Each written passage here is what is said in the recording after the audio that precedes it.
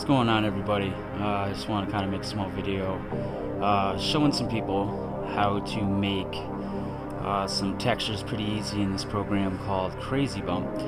Now you can purchase this from the website. I think it's like $100. Might have gone down now since Quixel Suite and other programs are kind of blowing it out of the water. I don't know.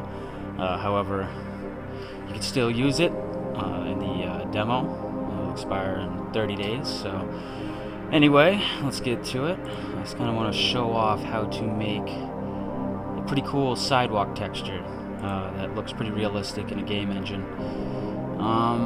So let's see. Let me find the texture we're looking for. Here we go. I myself am trying to make a nice modular sidewalk street set for my game. So this is what it kind of looks like just being thrown in there. Looks a little crazy. You got to do a little bit fiddling with it here.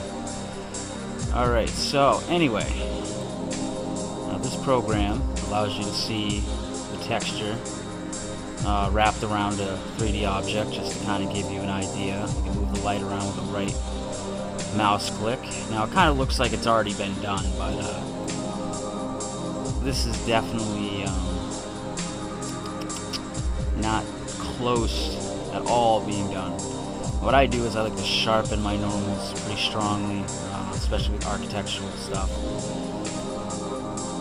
Normal maps being the bump that allows the light to hit properly.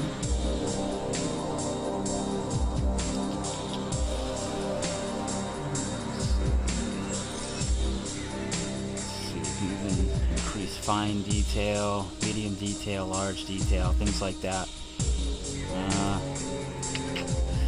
You also got displacement here, which would basically kind of give you the feel that, you know, the sidewalk isn't completely flat, but you don't want it to go too crazy either. I feel like that people don't know how to make sidewalks properly. I like to enhance the detail in this as well to kind of match the normal. Not too much, but enough to give the appearance. Now, as you can see, it's changing a little bit. It's not so drastic in the crevices. So let's try more finer detail in here. A little bit more large. Very large detail, I guess, the bigger bumps and crevices. Yeah, I think we got kind of want there. Now, ambient occlusion.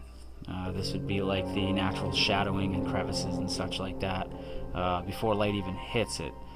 You know, there's probably more to it. Off the top of my head, I can't really explain everything, but let's just say it helps with the shadowing. So you can change the power of it. Sometimes it seems like when you go back, it gets worse.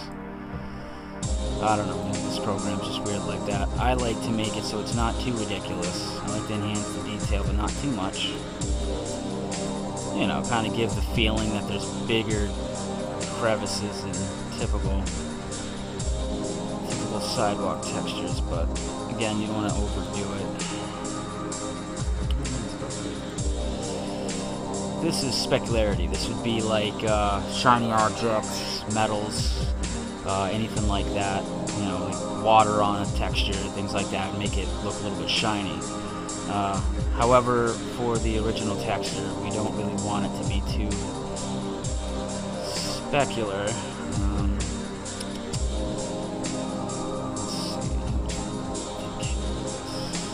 Let's see, like sometimes you go a little crazy with it, doesn't. Right now might not actually be doing anything due to the fact that I've kind of turned it down, but in a game engine you could switch that around and whatnot. Also down here under the previewer, gloss, you go this way, it gets more glossy, you go that way, the gloss goes away. I personally want to take away as much gloss as possible because I can always edit that later with specularity levels. So most textures, you know, they comprise of normals, which are the bump, displacement is like the height map, ambient occlusion is like the shadowing, specularity being the shiny, glossiness, and diffuse being the normal texture. Now here you can see they have like 3D crevices, things like that you can enhance, 3D highlights, so forth. Let's see. It's funny, I had it look a lot better prior to this video. Probably should have saved it. Now let's say you make this and you accidentally pick the wrong selection, the normal's inverted. Now if you're using Unreal Engine, that would probably be your best bet to kind of do it that way anyway, because Unreal Engine flips the normals opposite of what you originally put it in there as. Don't ask me why, it's just the way they do things, sort of like when every texture has to be a power of 2. But yeah, this is, it's pretty fun if you ask me to figure this stuff out here. Took me a while, but once I started understanding it, it was actually pretty fun. I spent a lot of my time making textures. You want it to look as realistic as possible, but at the same time you don't want your textures to be too large, because if they are, obviously they can affect performance, memory loss, things like that for your system. But if you got one of those really super computers, trust me, you'll be able to handle a big majority of it. However, not everybody has the money for one of those super beasts. Anyway, you could also, in the corner here, change it from ball, column, roller, box, or your own mesh, sort of like Quixel Suite. You can put in your own custom meshes, so when you're working with textures and materials alongside your color maps, you can actually view in 3DO your model as you apply it. So that program's way more advanced, works with Photoshop, but for the time being we're just going to show you how to use this right now. Probably the easiest thing for some people who don't want to get too crazy with Quixel Suite, not unless you know what you're doing. So right now I'm going to go to box and we're going to take a look at the lighting. So it kind of looks like cement. It's kind of grazed over. You can see the little crevices of the height map. So I think I'm going to go back there a little bit and drop it. I don't want it too flat, but I don't want it too indented either. Looks like this is going to be pretty much it.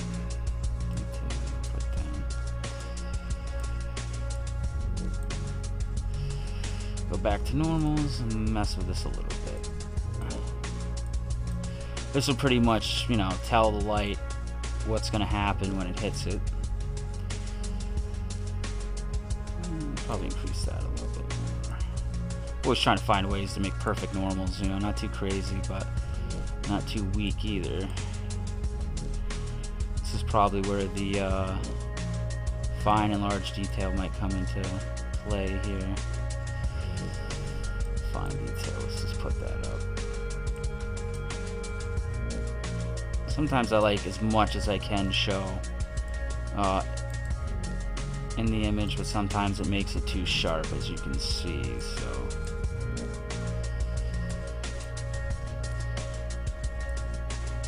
if any of you are wondering what music is playing in the background, I give it credit to the creator. I can't remember their names. Real nice, give credit to somebody you don't even remember. But it was Silent Hill 8 / Downpour inspirational tracks before the game came out. I have to say they're pretty well done. I actually like this music better than what they actually had in the game. Since I am making assets and textures for Silent Hill Paradise, my fan-made Silent Hill prequel, I figure why not? So anyway, as you can see, this looks pretty realistic. You can even zoom in, get everything really detailed.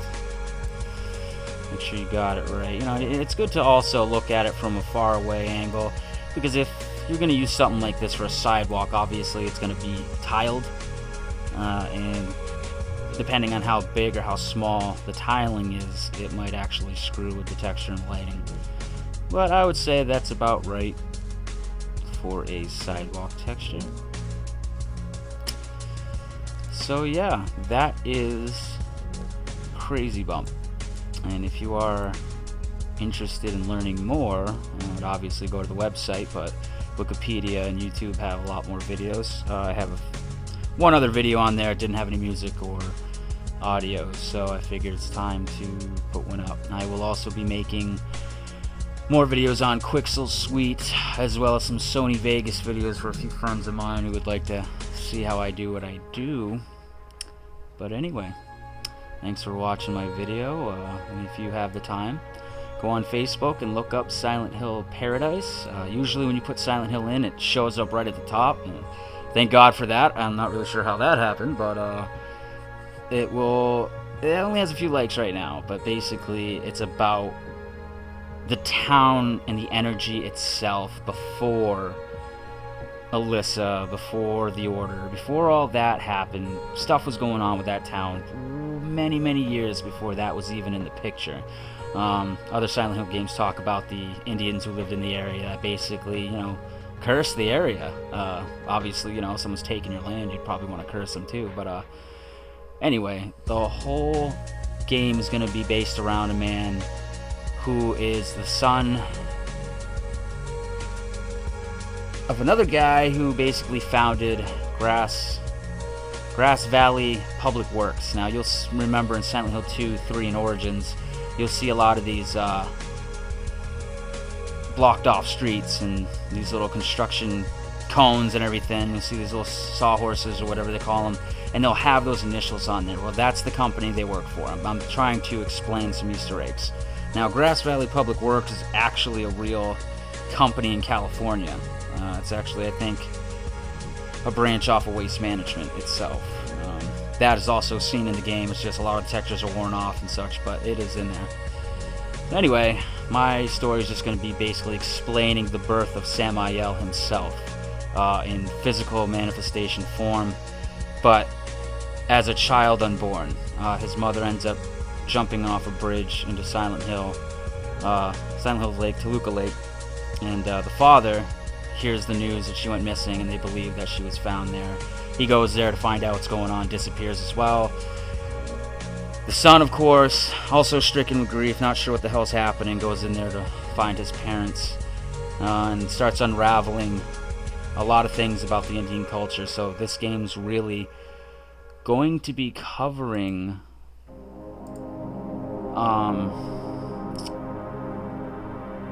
let me change this.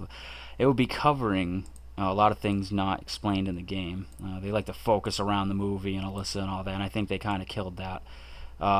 They really did kill her, but they didn't really explain the town itself and the energy and why. I mean, there's a few parts in Silent Hill 4 and Downpour, and even in Downpour they explain like the 1800s, like in the mines, these miners were seeing stuff that, they don't know why. Well, if anyone knows any paranormal theories, they believe that rock, stone, the earth, lakes, rivers, streams have a lot to do with the paranormal and help kind of give it energy, imprint on the land, stuff like that. So basically it's going to be about that, and it's going to be explaining the origins of the Order. My character's going to find out that his father is actually a descendant of people who were trying to bring this Order together a long time ago, and obviously the fucked up things they did is pretty much a bloodline curse. But on top of everything else that happened, he's going to find out who he really is and why the child that was born, or was going to be born, was actually going to be the god of that town. And the reason why is because the Order wanted to spin the curse in their favor with all the crazy crap that they're doing. And it kind of works, but this will explain the origins of the demon itself manifesting, and them getting the idea who it is, what it is, and it will also explain why they have to try to raise it out of Alyssa's womb, things like that. Obviously, my character's mother, who ended up killing herself, was pregnant, so there's going to be a lot of paradox connections to the rest of the games. It'll explain why every person brought to Silent Hill has to go through what they have to go through, why the town has so much power over their psyche, and explaining how the town itself is actually alive. It's not just demonic power, it's not just Alyssa, it's not just all that, it's energy that's been there a very long time. So he's going to be basically not only going to Silent Hill, but Brahms, Paleville, a lot of other places to find clues. I kind of wanted to bring other towns in the game into it that nobody's ever been able to explore or, you know, find out about. I even wanted to bring the police station of Brahms, where Sybil Bennett came from in the first game. I want to kind of more explain, you know, her origins, her family's origins, you know, all that stuff. Everything kind of comes together. And I figured, you know, you see in like Silent Hill 2, 3, and 4 a bunch of vehicles around town that seem to repeat, like Travis's tractor trailer, the white van that's seen in one of the promo trailers to Silent Hill 2, that he's there with Laura talking to her. But there's a green truck in there that I see a lot that's right near like construction sites and all that. I figured I might make that my character's truck.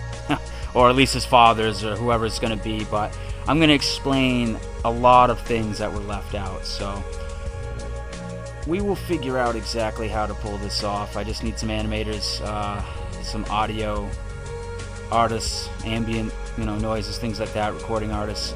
I also need really good organic 3D modelers, maybe some architectural stuff, textures, you know, art, pretty much everything. I'm the only person on this right now. I have a few people that are interested, but I guess they kind of want to see where this goes. So anyway, thank you for watching my video, and I hope that we can work on this and make this work, because it's be pretty sweet to make my own stuff and other people joining in and kind of making their own Silent Hill game that's actually of somewhat professional quality.